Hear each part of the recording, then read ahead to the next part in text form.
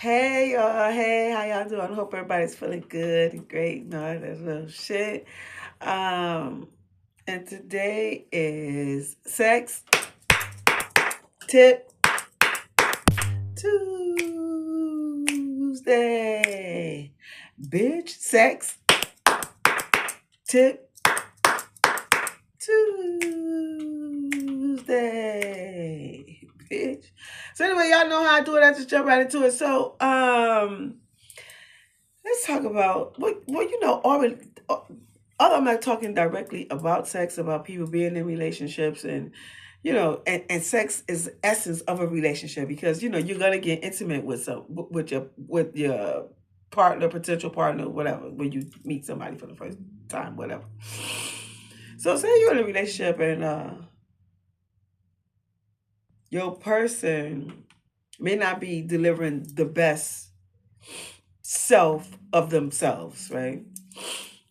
And it can be taxing for you. Um, and it's also hindering like your outlook, your energy.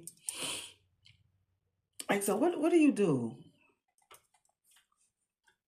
Now, if you value your relationship, you just gonna you have to suck it up and be like, you know what I'm saying, and you feel that this is the person who's that you want to be with, and he is she or he feel this the same way.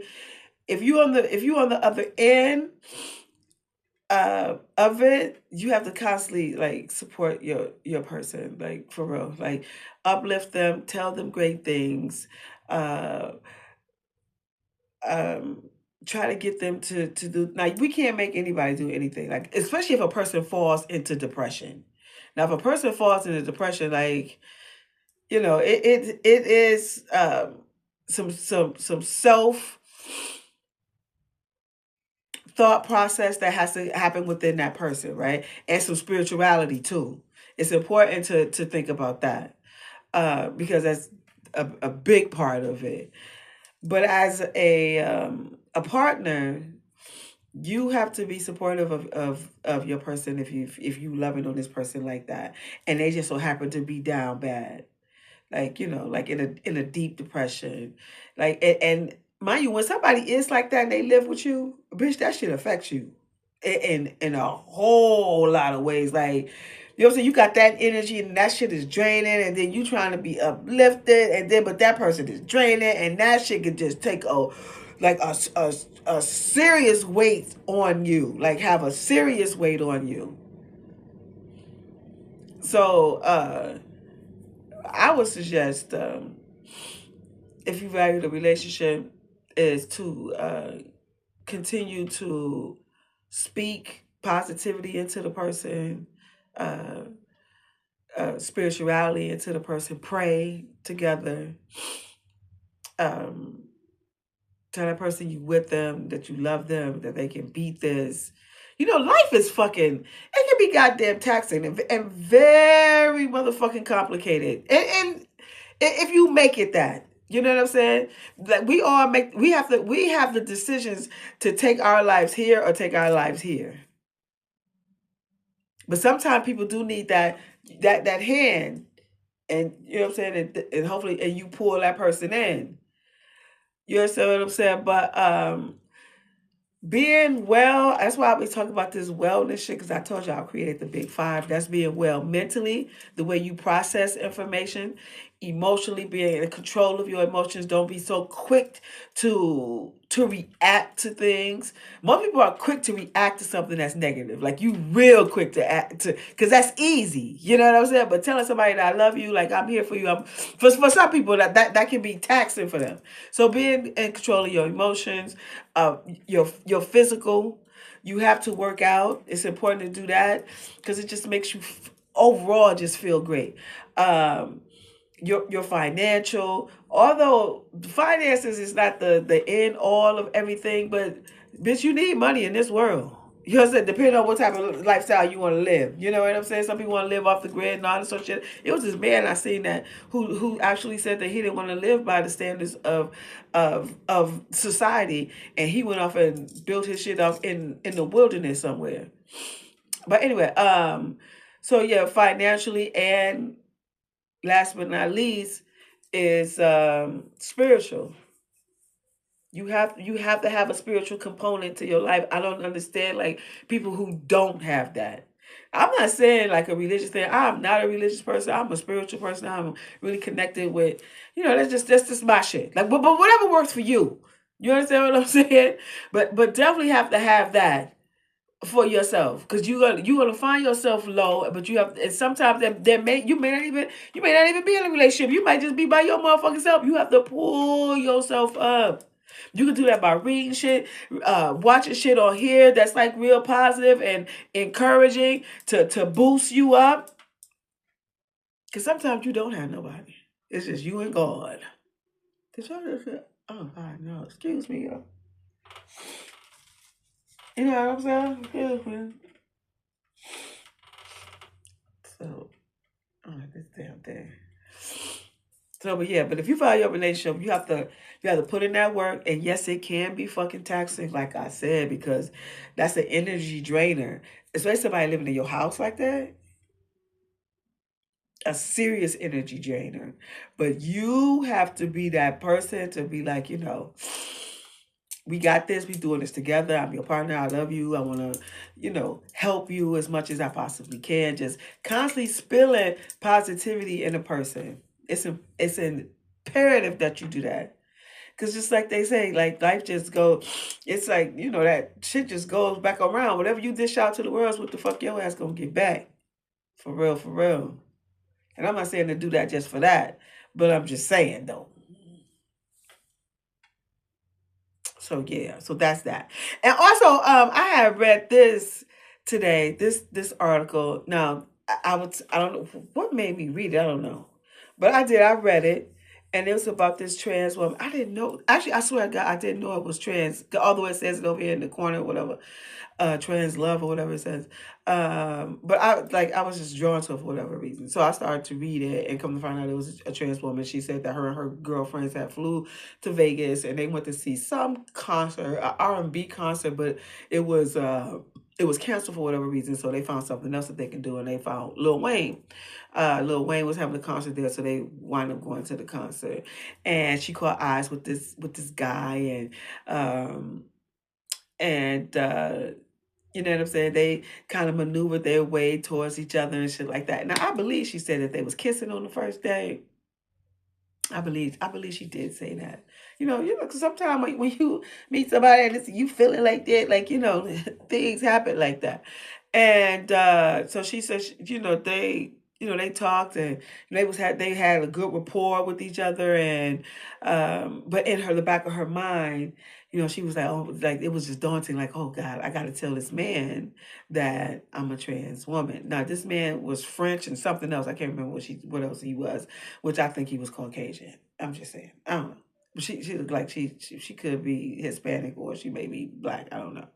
But anyway, so she was having issues with that. Like, I gotta tell this person, and because most when she said most when she tell men, um, that they kind of want to back off and be like, like this ain't for me type of a thing.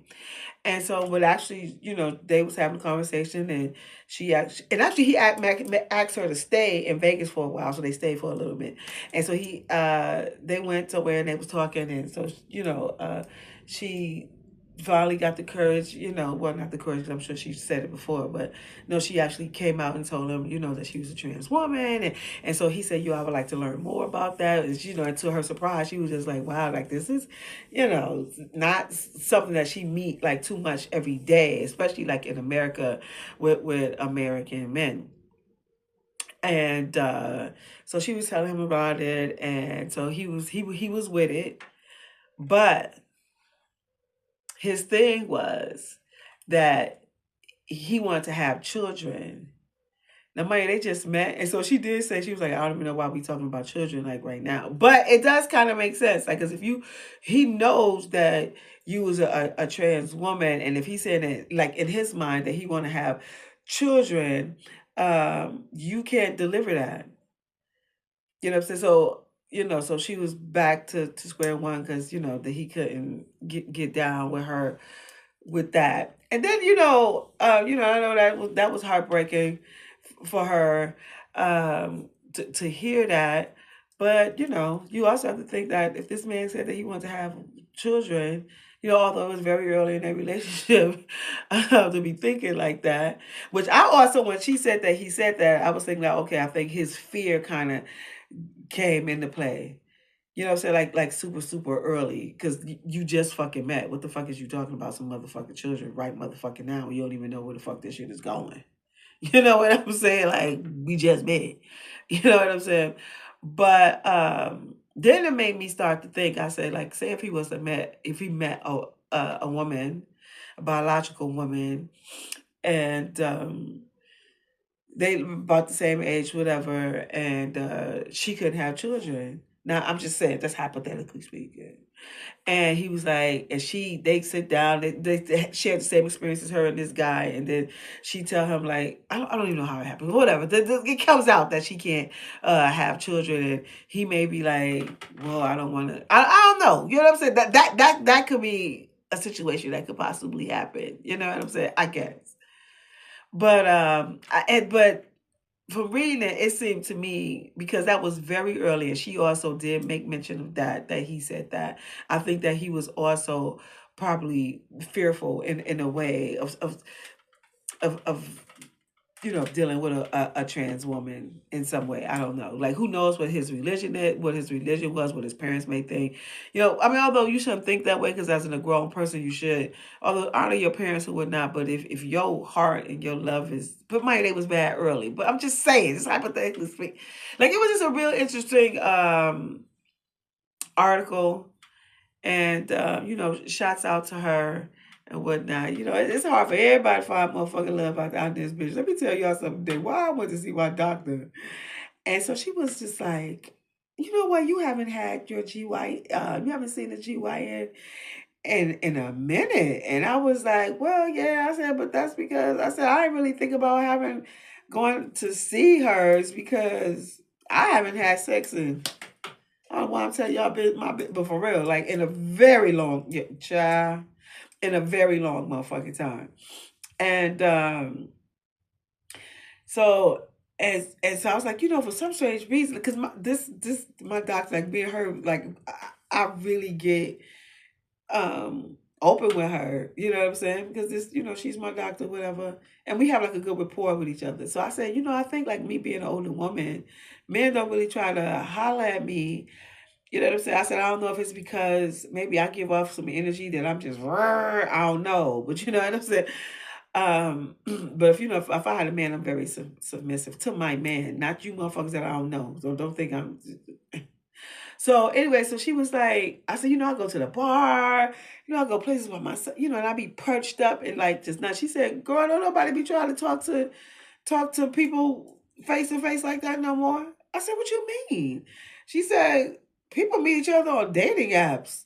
I said, say what? You know what I'm saying? She said she was on one, and she also had an intern. And so the intern was like, she's like, who was Caucasian? She was like, yeah. She said, like, people tend to meet that way. She said, this phone shit, well, she didn't say shit, but the phone situation has really, like, this is the day and age of cellular phones and shit, and this is just all about everything that happens on this motherfucker. That's it. I'm like, wow. I be sitting like, now dudes be trying to holler at me on TikTok, but I be like, but they just be coming off with the real dumbass questions like, do anybody got time for that? Where you from? Where you live? Tell them where I live. Like, what borough? Why, motherfucker? Like, what you a stalker, bitch? You don't even know me. You asking like some real weird ass fucking questions. Like, it's a turn off. Like, for somebody who just coming all out the blue. Like, if I'm telling you I'm from this city, like, why do you need to know what borough I'm from? Like, what are you like? I don't know. Maybe it's the old woman in me. Bitch ain't got time for the stupid shit. Like, that shit just it give creepy vibes in a way. Like, bitch, what you trying to motherfucking locate a bitch? Like, the fuck? You know what I'm saying? Man, listen. But I don't know. Like, I'm scared to get on that. Like, I really would prefer to meet somebody, like, but it has not been working. It has not. Um, but I think I will consider it. You know what I'm saying? And see. what the fuck happened. They gave me the whole breakdown. It was like, give a face shot, something that you like doing, an action shot, and a shot where you stand up. But they said, but be modest. You know what I'm saying? Don't be overly sexy and shit like that. Because men in their minds, they can take it somewhere else. And I was like, okay. They gave me the 411 on, the dating app. Like, do y'all do the dating apps and shit like that? Anyway, so that's the sex tip for today. You know what I'm saying? Please leave your comments and all that shit about the stories, about if you have a depressed person, and have you experienced that, or were you the person that was depressed, and did your partner help you up? You know what I'm saying? And what do y'all think about like the trans woman who met the man, and he was like, although this was early, he's talking about some, he wanted to have children and shit. And what y'all think about that? And this dating app, now the whole shit is on dating app shit. What y'all think about that shit? Well, anyway, y'all know my name is Rill. I'm at Timothy Coach Seduction with the Service Class Seductive Art. And on March 31st, which is Saturday from 6 to 7:30 p.m., I will be having a Dine and Convo where we'll be talking about sex and human sexual behavior from our perspectives. This is for men, women. So y'all come out. It's only $5 to sit at the table. However, you are responsible for your own food and drinks. You are responsible for your own food and drinks. You are responsible for your own food and drinks. I had to Dr. Umar y'all last real quick, just in case so y'all know. Put that in your brain. So I hope y'all join me. It's gonna be good food, good conversation, good vibes. It was a good time. So I hope y'all see y'all then. And also, y'all know I'm an author. That's how my book is called Quickie. It's 7 short erotic stories. Read while you fuck while you read. And I am a designer / fashion architect / fashionista. The name of my brand is Real Nice by Rill. I'll be keeping y'all abreast of where you can get things that I have for purchase really, really soon. So yeah. And if I resonate with you, you know what to do. Please hit that, click that. I would appreciate that. And y'all know how we lead this motherfucker. Be kind, be gentle, be on time, be focused, be about your motherfucking money. Black people, be black and proud. Be courageous, be authentic, be boisterous, be opinionated, be a part of your community, be vocal, be great, be fierce, be confident, be ambitious, be supportive, be concerned, be committed, be well mentally, physically, spiritually, financially, and emotionally. Be all these great things. And in the midst of you doing all these great things, don't you turn, don't you peep around the corner, don't you think twice. And that is, you always be you, because God made you perfect just as you are. Until we meet again, y'all have a great night. Peace.